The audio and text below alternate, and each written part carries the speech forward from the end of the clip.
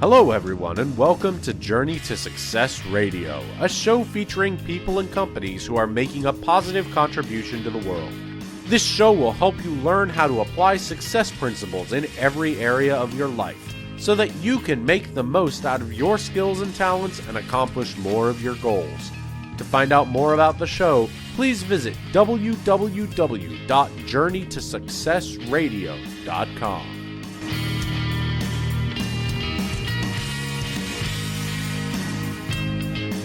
Hello everyone and welcome to Journey to Success Radio.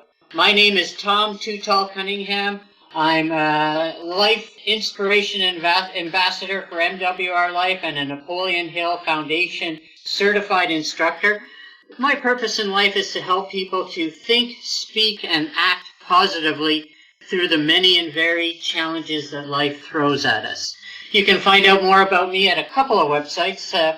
The first one is Tom, the number 2, and Tall, TALL.com. And the second one is thinkandgrowrichcanada.com. Of course, anyone who's a fan of Napoleon Hill knows that Think and Grow Rich is one of the top 10 best-selling nonfiction books of all time in history, over 100 million copies sold. And today I have a very exciting guest because she speaks right about a topic that is dear to my heart. Her name is LaRae Quy, LaRae Quy, Y but with a Q, she says, so LaRae Quy. She's a former FBI counterintelligence and undercover agent who writes, speaks, and trains leaders on how they can build mental toughness. A mentally tough leader is someone who creates breakthroughs and has the grit to keep going even when times are tough. The most important thing to know is this: mental toughness is not something we are born with. It is something all of us can learn. Welcome to the show today, LaRae. Well, thank you so much for inviting me, Tom. I'm excited to be here. Now, I screwed up that name royally, practiced in my head, but just so people, because I don't interview FBI agents, former ones every day, can you spell it out right away so that we can get people to your website as well? Certainly. It's LaRae Quy, and it's spelled L-A-R-A-E, and the last name is Q-U-Y. Excellent, and it's an amazing website. I've been pouring through it, ton of good information there, so great spot for people to go. Again, LaRaeQuo.com. And again, welcome to the show today. It's actually Q-U-Y. U-Y. There you go. So even I'm screwing it up when I read it.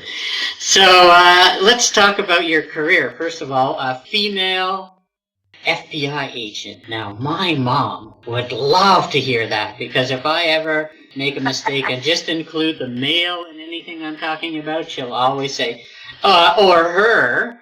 And so, a female FBI agent, I bet you encountered a ton of challenges from some big, wide, tall, strong men on your way up to becoming an FBI agent. So tell us about that, because that alone is a mountain to climb and an adversity to overcome, I'm sure.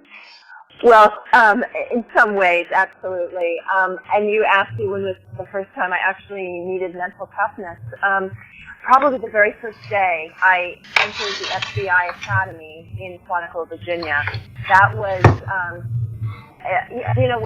every day, when we first got there, everyone was asked to sort of stand up and introduce themselves and tell a little bit about themselves. And so a guy stood up in front of me and said that he was one of this crack team of prosecutors that went after a tough mob family in New York. And then a guy on the right stood up and said he was with Special Forces and had been, just returned from some dangerous mission in Afghanistan. And a guy on my left stood up and said he was a New Jersey trooper and had survived a lot of shootouts. And so then when I stood up, and said that I was a fashion buyer from a fancy retail store. I mean, everybody in that room just sort of looked to get a look at the fluff ball that had accidentally gotten into the FBI Academy. I had no experience at all in law enforcement and had none of the background that many of my colleagues, my future colleagues would have. So, but I think probably the one thing about the Academy that just sticks out in my mind about just developing mental toughness was that all of our instructors, it was their job to just push us, past the limit of endurance to where we just wanted to say, I can't. I just can't go any further. So, and one of the physical fitness requirements at the Academy was to dive off this 25-foot diving board while holding an M16 rifle and then swim to the other side of the pool with the weapon. And I found out at that time I had two major problems. I was afraid of heights, and I had never learned how to swim. I grew up on a cattle ranch in Wyoming, and I had never been in a swimming pool. So, but I knew that I had to make that jump, because if I didn't, I wouldn't graduate from the academy. So, I stood and I watched as even experienced swimmers came up gagging and just gasping for breath. And I wanted to say, I can't, I just can't make this jump. But I'll say that word chance is probably the only four-letter word I never heard during my 24 years in the FBI. So instinctively, I just sort of started ticking off the reasons I wouldn't drown if I did jump. My coach was an expert swimmer and could save me if I started to drown. The FBI wouldn't want the lawsuits that my parents would bring against the FBI if I drowned. And then they asked me if I wanted a life vest. And yes, I really did want one. And so I put it on. And I took a deep breath and I just jumped. And, I did bounce back, holding the weapon because I had to have that to pass. And I sort of floundered to the other side of the pool. So, I mean, I guess from day one, mental toughness was kind of a big deal. I guess so. And you made it. So we know the end result of all of the tests is that you made it, and you were with the FBI for 24 years, was it? Yes, it was. Wow, yeah. Amazing. And now I tell people when I talk about mental toughness and resiliency, I tell people it's something you almost have to pre-choose. You have to pre-choose thoughts that you're going to say to yourself many times over before you end up going through some enormously stressful event or time in your life. Because if you try to become resilient at the time the event happens, too late. You've got to pre-choose and pre-program yourself for that mental toughness and that resilience that you're going to need. And if you haven't needed it yet, be prepared. You are going to need it at some point. Yes, you are. So talk about that a little bit, about preparing yourself mentally and perhaps even physically to be resilient and mentally tough for when the occasions arise through your life that you are going to need it. Well, it's a very interesting question. I love that question because you're right, and as you mentioned in your introduction, mental toughness is not something that you're born with. It is something that you can learn, and a lot of it does have to do with our mindset.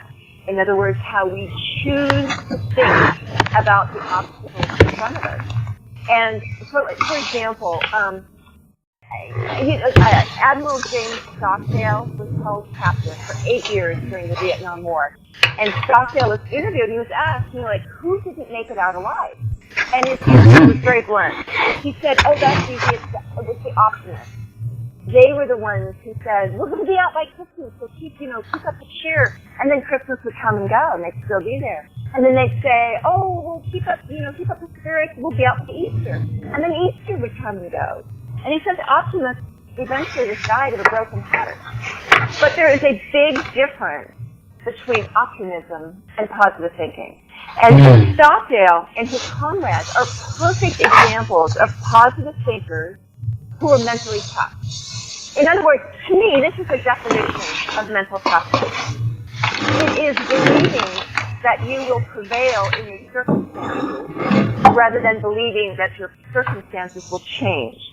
So Stockdale knew, and his comrades, they knew their circumstances weren't going to change. They were prisoners. They're prisoners of war. And so they had to really think and choose. Very much what you just said, Tom. They had to choose to be positive. So if they were missing a leg, they were grateful for their life. If their rice had lice in it or bugs in it, they were just grateful for the protein. So, it's just a matter of how you think and how you frame whatever adversity or whatever obstacle is in front of you. And you choose to be positive. I love it. And it reminds me of a book, Viktor Frankl, Man's Search for Meaning. He was a prisoner of war in a Nazi concentration camp, and he studied who were the people that survived concentration camps. And one thing that he found is that they had a very powerful, compelling purpose for living. And this is the number one principle of Napoleon Hill's 17 principles of success, is having that clear, powerful, definite purpose for your life. Talk about that as well, because I believe in FBI or in concentration camps, if you don't have a clear purpose for why you are doing anything and why your life is important, it's going to be hard to get through any kind of a challenge, especially the really tough ones. I totally agree. And there is no time that I talk about mental toughness or grit unless I talk about emotional intelligence. And basically, emotional intelligence and authenticity, they're very closely linked. And I am saying that you would never accuse the FBI of being a touchy-feely organization. And yet, emotional intelligence really is at the heart of how we do business. And it gets back to the purpose, because when you talk about emotional intelligence, you're talking about not only understanding what makes others tick, but just as importantly, what makes you tick. And one of those things that you just mentioned is, where do you find value and meaning in your life?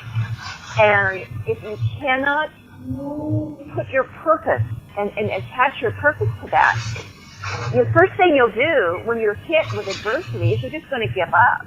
I mean, a failure will be enough to make you just sort of like say, okay, fine, I'll stumble along and I'll try to find something else. And you keep going until you finally are successful at something. And that may be fine when you're young and you're just starting out, but as we get older, we ask more of life, we ask more of ourselves. And if you can't look at yourself and see that what you're doing adds value and meaning to you, then you're going to just take the easiest route out. So when adversity hits, it's not doing enough to keep you moving straight ahead. Right, exactly. And it has to be your purpose. It can't be your parents' purpose or your spouse's purpose. It really better be your purpose, because your challenge, your adversities are going to be yours as well. So your purpose is the only thing that will get you through your adversities. And it's so important to have that purpose and to pre-choose ahead of time how you are going to think, speak, and behave when the challenges of life come. And they come in all shapes and sizes. Now let's talk about your... Yeah. Oh, go ahead. Yeah. No, I was going to say, because managing your emotions is a skill. You learn it better when you practice it over time. And again, it's a choice. Managing your emotions, managing your reactions, managing your emotions, thoughts, and behavior in ways that will set you up for success. And so we need to intentionally cultivate the emotions that will serve us best, very much in line with what you were saying, Tom. Exactly, and I am well known for always answering amazing when asked how I am doing. But how can someone who has chronic pain from head to toe 24/7 and most joints don't move, I can't always be amazing, and I'm not always amazing. 80% of the time it's true, but 20% of the time it's a big fat commercial to Tom Too Tall Cunningham that I am amazing. I live in a blessed, amazing country in Canada. I'm one of the top 5% people in the world if I add up my blessings, and so I always answer amazing, a lot of the times to remind myself of the fact that it is true. So yes, I pre-choose that thought and that emotion every day as well, and you have to. Now let's talk about mental toughness for women leaders. That's your most recent book. I could take the word leaders right out of there and just make it mental toughness for women, because if you're married to any kind of a man, there's going to be mental toughness required. If you're a mother, if you got kids, well, there's the ultimate in mental toughness. And so let's talk about mental toughness for women leaders, but let's acknowledge that any woman that's leading any man, child, company, business, employees, or anyone is a woman leader. I totally agree with you, Tom, and actually any person, any woman, male or man, who is in control of their life is a leader. I mean, you lead your own life, right?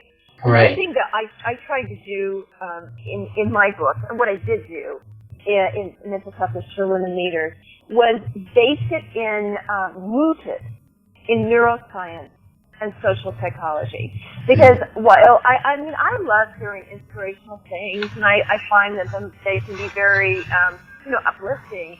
I want to know why. I mean, I need to know the neuroscience behind it. We were just talking about positive thinking. Well, there's neuroscientists have determined that you need to counter every one negative thought with 5 positive ones, because our brain is hardwired to pay more attention to negative information.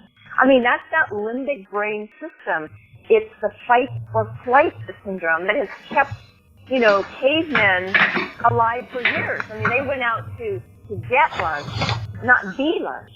So it's kind of the same thing, though, now. I mean, not everything that's new and different is a threat to our survival, but that's that limbic brain. And so I wish I had said it. I didn't, but somebody far smarter than me had said that, positive emotions are like Teflon.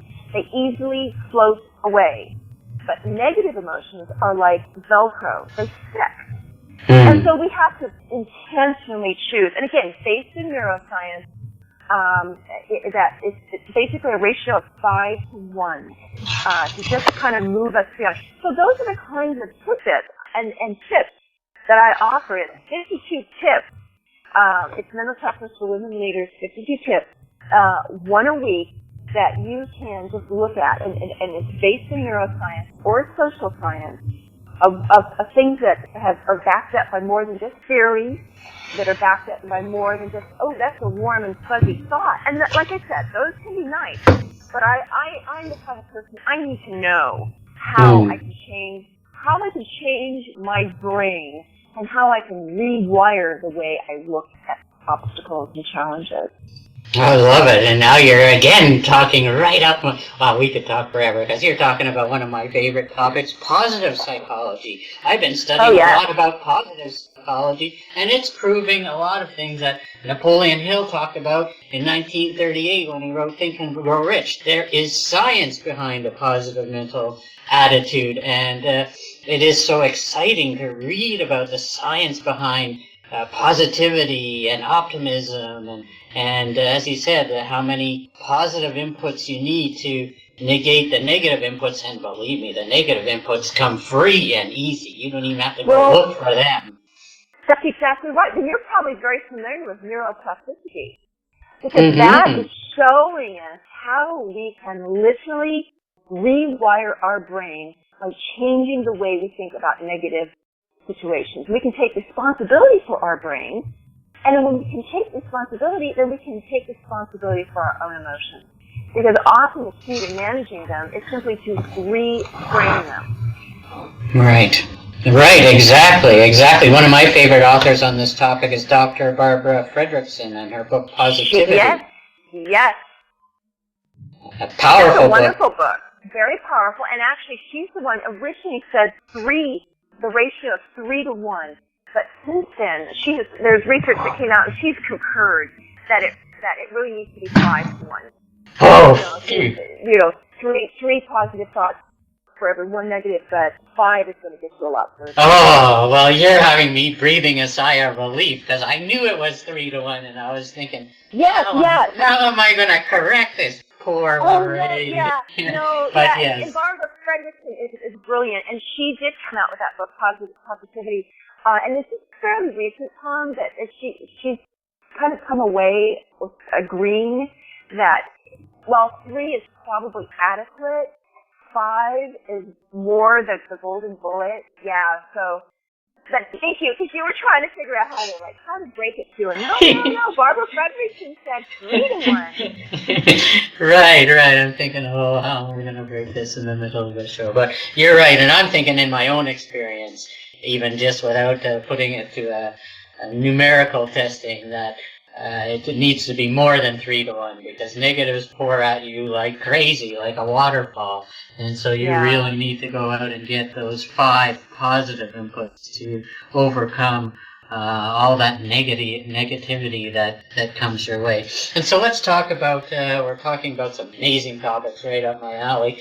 It's estimated by a lot of people, I'll give a range, that we experience anywhere between 30 to 60,000 thoughts every single day. And so as we were talking about, the negative ones come at us voluntarily. You just turn on a radio, a TV, read a billboard, and they're automatically flooding our mind. And so to remain positive, to remain mentally tough, this is where we talked about before, you have to pre-choose thoughts, because, hey, I'm one of the most positive people on the planet, but I get negative thoughts too, Hey, I'm married. I have a job. I live in a city with traffic. I live in Toronto with the worst hockey team in the world, and so I get negative thoughts too. But the benefit to 25 years of practicing positivity is A, I recognize the negative thought quicker, and B, I got about 25 affirmation thoughts, people, idea, books in my head that I can just refocus those 30 to 60,000 thoughts on and get back onto the positive side of the ledger.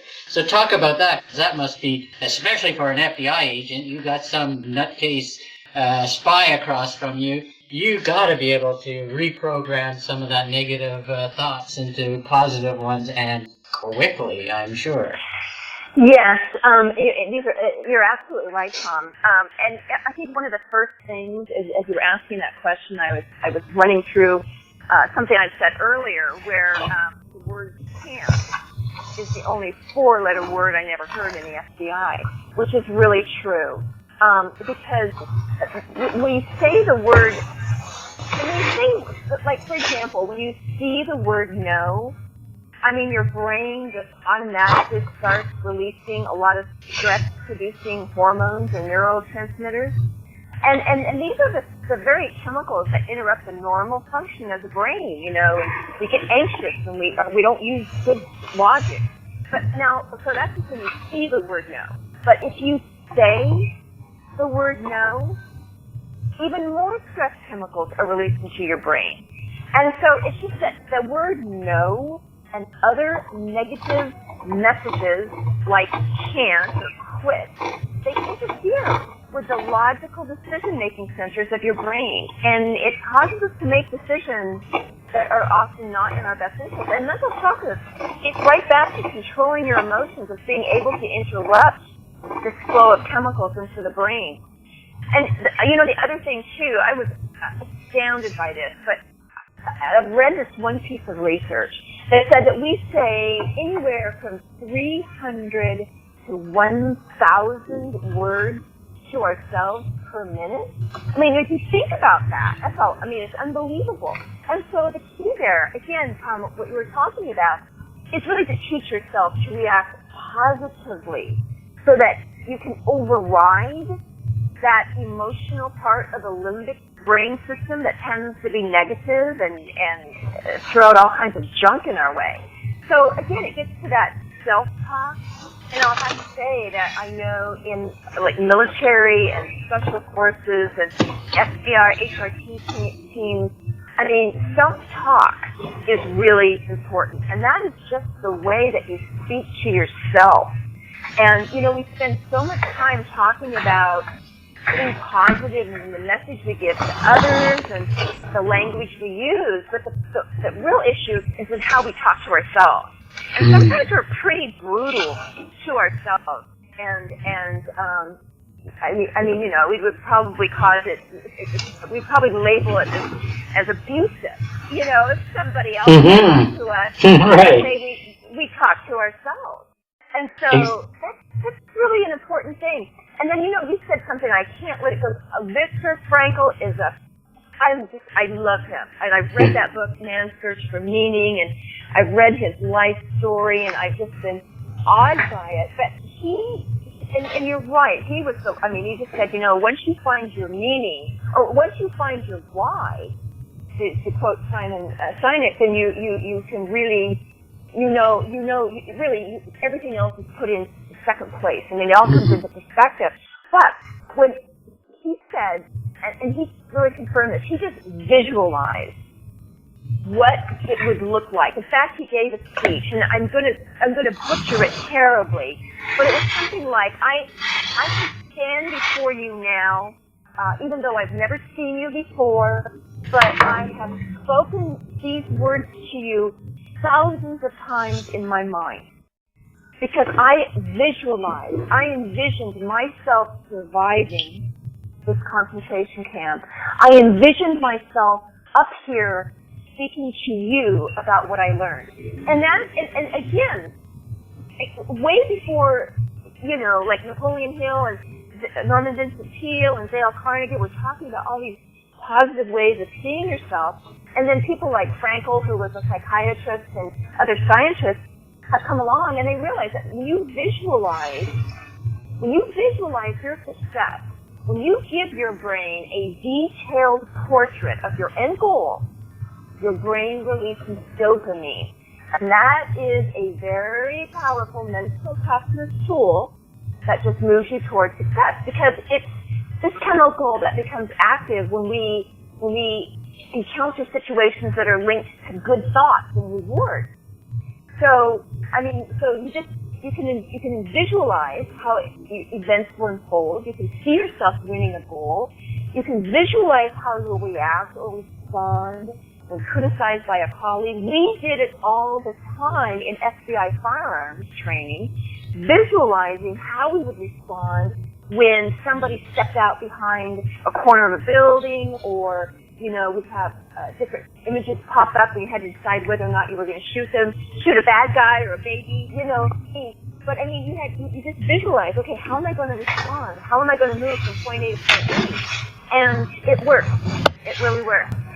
It really does work, and boy, you're making me grin from ear to ear, because when I spoke at the Napoleon Hill International Convention in Malaysia, where I shared the stage with Deepak Chopra, that is how I started my speech. I said, hello everyone, I have met you thousands of times in the past, and I'm sure a lot of you are wondering how I've met you thousands of times in the past when I'm just here for the first time. It's because I've seen you from this stage in my head many thousands of times. And so everybody appreciated that, and for sure, your subconscious, I wish there was a formula for it, but the more you feed it with the messages that you want and you declare for your life and your purpose and your goals, eventually your subconscious is just like, man, this person really means this. Let's go out and find the people and circumstances to make it happen, because this is not just some idle passing fancy of this person. They keep repeating it 99,000 times and doing it in their head. So let's, while they're sleeping or busy working, let's go out and create the circumstance. Let's go out and find the person that's going to meet them at the elevator or the parking lot later on. And that is the value of the visualizing and saying some positive affirmation and goals inside your head when you're talking to yourself, right? Well, you know, Tom, I have something to share with you. There is a recent Harvard study that demonstrates that our brain cannot tell the difference between a visualized image of our success and reality. I mean, when you think about how powerful that is, the brain doesn't know. You visualize yourself succeeding at something, but you know there are parameters. And I learned this too, that you can't engage in fantasy. When you start visualizing success for yourself, your brain knows when you're going overboard. Your brain knows that you'll never be a rock star. So if you start visualizing fantasies, or really engage in wishful thinking, your brain will actually look at those fantasies as a threat because it's protecting you. So if you can look at your future and you look at it in a measured way and visualize a way that you can move forward realistically using your talents, your brain starts to believe that, and pretty soon it doesn't know, it can't tell the difference. Right, exactly. So pre-choose that visualization and those specific words. Like, I have 5 or 6 phrases that, you know, when my thoughts tend towards the negative, redirect them, picture that. I can't picture it while I'm driving, not very well anyway, but I certainly can do the affirmations. And basically you're telling the truth in advance, as Zig Ziglar would say. You know, when you're saying, I earn this amount of money, I share the stage with this person, I do this, I own this, I am great at this. You are a lot of times telling the truth in advance, but you're commanding your subconscious mind to make it true. And that subconscious mind works all the time. And it can go out from beyond your body and find the circumstances and people that you need to accomplish your purpose or goal. So keep those thoughts strong and positive and powerful and purposeful, and choose them ahead of time, because you are going to need them. Because A, you're going to be talking to yourself a lot, and B, you're going to encounter a number of obstacles in life, some big, some small, but we're all going to have about a dozen major things that could knock us off the beam if we're not prepared. Let me ask you a funny question, or maybe a funny question. I know my wife has worked for many years as a law clerk or a criminal clerk for a criminal defense lawyer, and so when I bring my wife out to a party, my goodness, she is entertaining. You know, I'll just wind her up and tell her, all right, sweetie, tell them the time of the guy who did the stupid thing with the crazy thing here, and next thing you know, everybody's just like gathered around.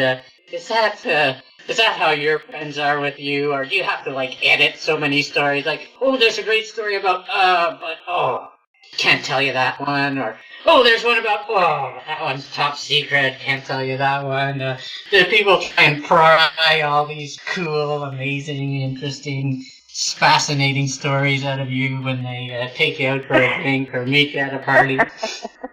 You know, I will say, obviously there are a lot of specifics that I can't talk about, but people are people. And so, I love observing people and watching them, and I think all law enforcement does. And so I can get away with quite a few funny stories. I mean, I don't know if they're funny in my case, but they're interesting. It's the stories of survival. I can tell you about my first arrest if you want. Ooh, that would always be cool, yeah. I mean, as a woman, I can tell you how I needed a little mental toughness there, I guess. That would make a good place to start. Anyway, my first office was Phoenix. And so my squad was preparing to arrest this extortionist, and he was described as armed and dangerous. And so the FBI put him under surveillance, and he was actually spotted on the move on Scottsdale Road. And so the case agent was my training agent as well. And I'd never made an arrest, never even been on arrest. So he said, why don't you come along and see how it's done? And I said, okay, let's go. And so I was in the passenger seat, and and I love our SWAT teams, our FBI SWAT teams, but I call them the hulky bulkies, because they're the guys that work out. I mean, they're so buff. I mean, they have a hard time getting their little bulletproof vests to snap because there's so much muscle there and all that stuff. But anyway, so when we have a dangerous arrest, and this guy was armed and dangerous, we always have them go in, right? But I was along because I was the training agent. So we're on Scottsdale Road, and if you know Scottsdale Road in Scottsdale, it's a very busy road. And one by one, our SWAT team cars got caught behind traffic. And so good old Ron was my case agent, and he was, hell-bent to keep up. We came to a red light, and we parked and pulled up right beside the guy we were supposed to arrest. And Ron just looked at me and said, you're it. We're going to run a big chance of losing this guy if we go any further. And so, I couldn't even see the SWAT team behind us. So I just looked at this guy, and he was sitting in, just looking straight ahead, built like a tank, right? So I'm thinking, okay, I'm kind of a tall, thin woman, so I'm thinking, I'm never going to be able to wrestle him to the ground.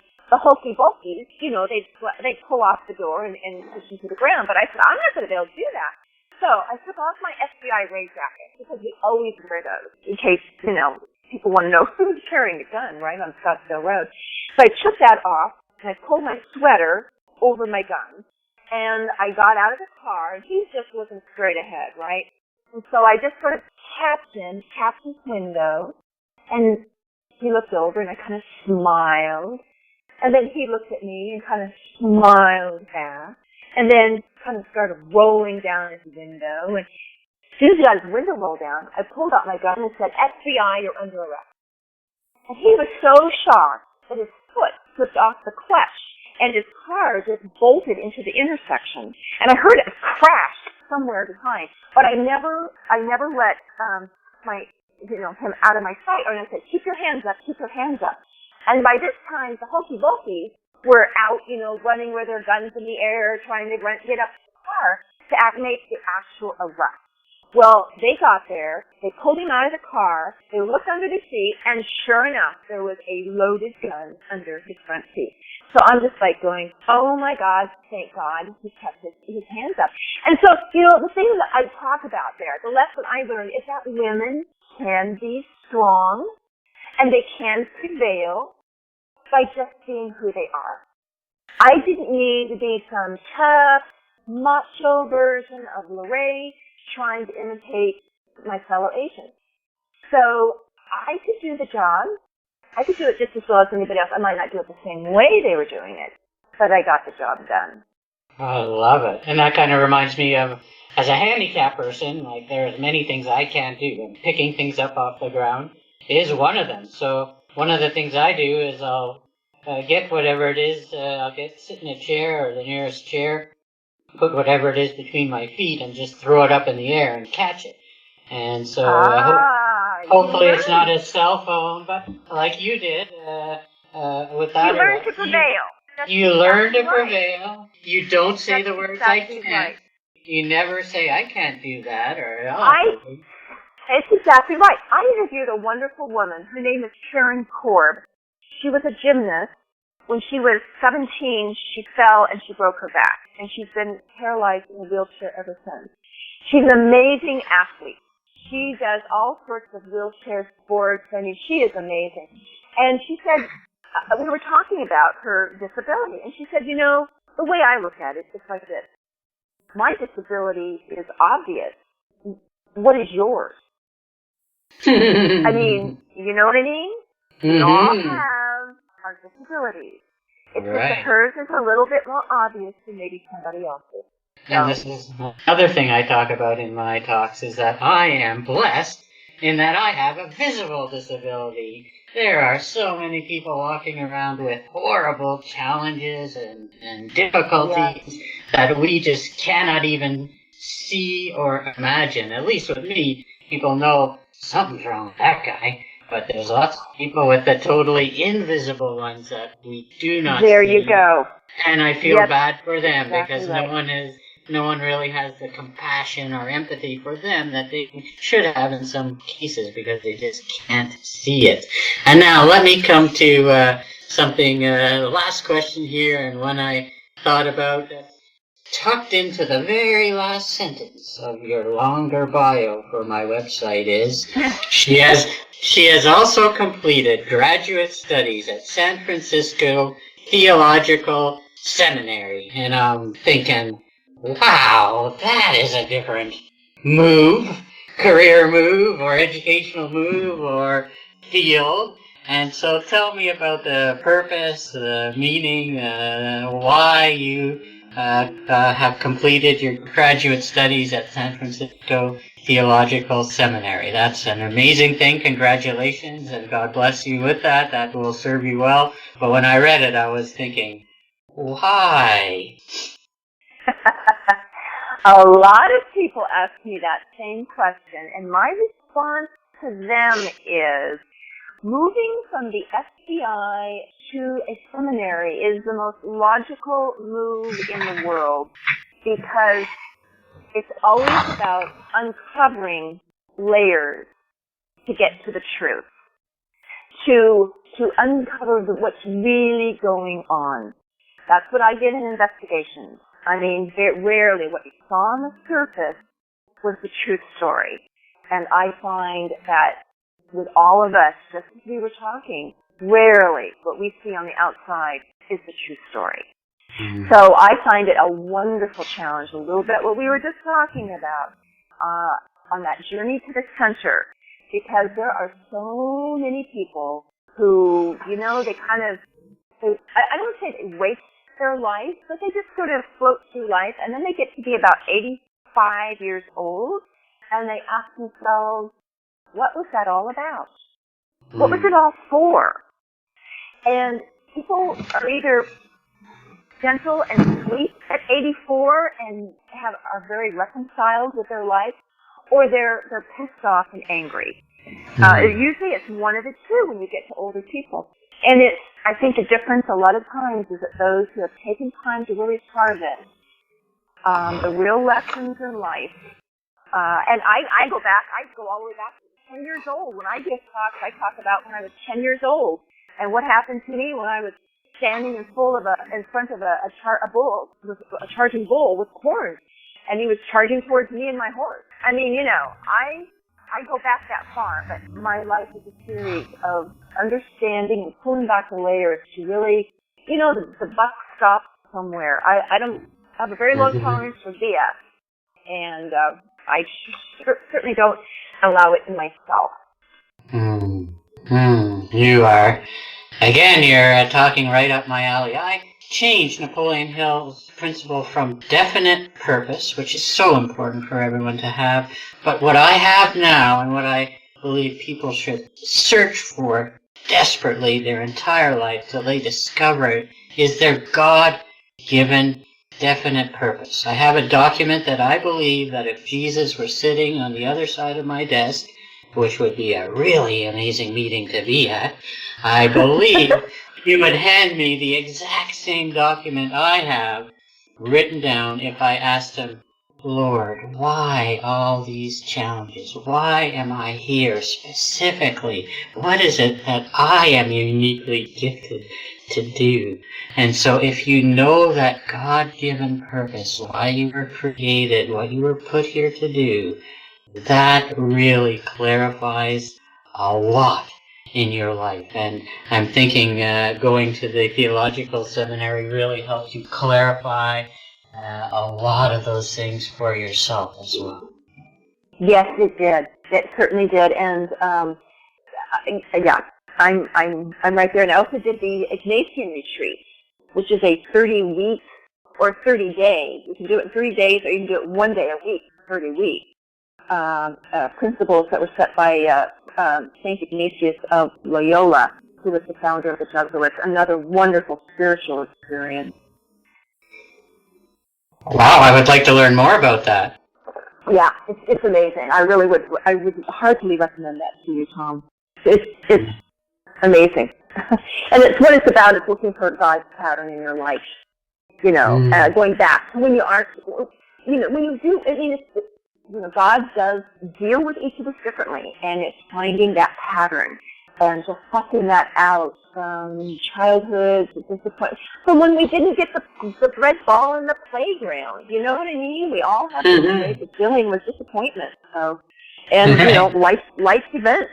So exactly, I love it. Now, you read your website to people, because even when I read it, I screwed it up. So let's give them one more chance with their pen in hand to write down your website, say the titles of your books, which are both available on Amazon, because I was checking today as well. So go through all those details where people can reach you.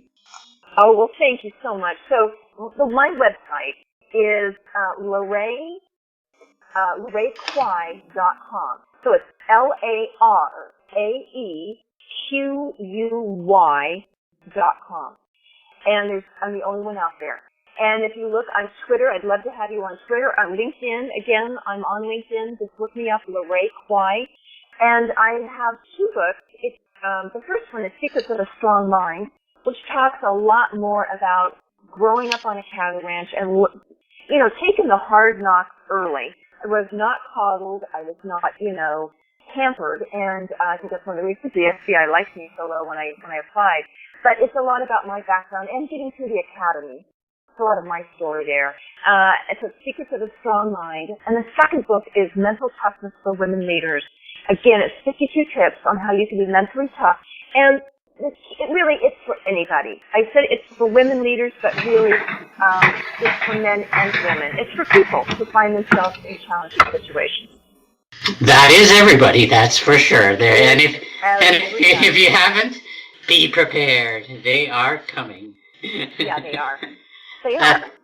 Thank you so much for your time today, LaRae. I appreciate it so much. You and I focus our lives, our thinking, and our service to others on very, very similar topics of positivity, emotional intelligence, and mental toughness. And in this world, if you don't have it, it doesn't matter how smart you are, how great a family you came from, or any other benefit you have. If you don't have emotional intelligence and resiliency and mental toughness, your skills, talents, and abilities will not be fully utilized. Absolutely. Thank you so much, and have yourself an amazing day. Thank you so much, Tom. Take care. Thank you for listening to this episode of Journey to Success Radio. If you or anyone you know would like to be interviewed for the show, email Tom at tom2tall.com for details.